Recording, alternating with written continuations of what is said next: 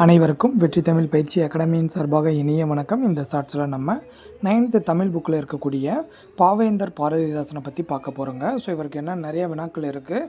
So இவரை பற்றி நிறையா பார்த்துருப்பீங்க. இருந்தாலும் இங்கே புக்கில் நமக்கு என்ன இருக்குன்றதை நீங்கள் தெரிஞ்சு வச்சுக்கிறணுங்க. ஸோ இதில் என்னென்ன இருக்குதுன்னு சொல்லி பார்க்குங்களா வாங்க.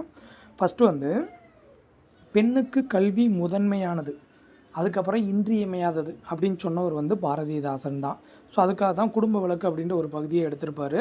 ஸோ இந்த குடும்ப விளக்கு மொத்தம் எத்தனை பகுதிகளாக பிரிக்கப்பட்டுள்ளது அப்படின்னா 5 பகுதிகளாக பிரிக்கப்பட்டுள்ளது. இது கேள்விங்க.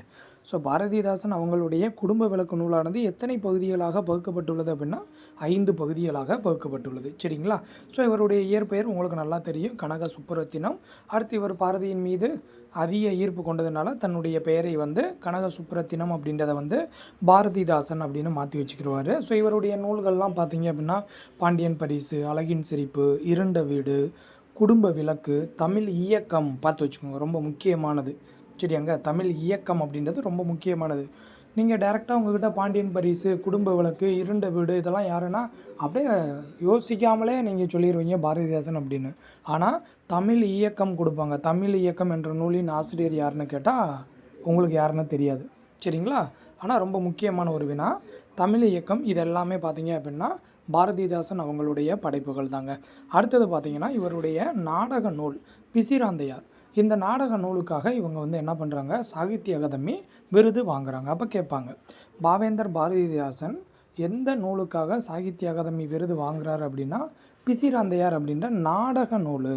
அதையும் நீங்கள் தெரிஞ்சுக்கணும். பிசிராந்தையார் அப்படின்றது நாடக நூல், தெரிஞ்சு வச்சுக்கோங்க. அடுத்தது பாருங்கள், ஒரு 3 மிக முக்கியமான ஒரு பாடல் வரிகள் கொடுத்துருக்காங்க.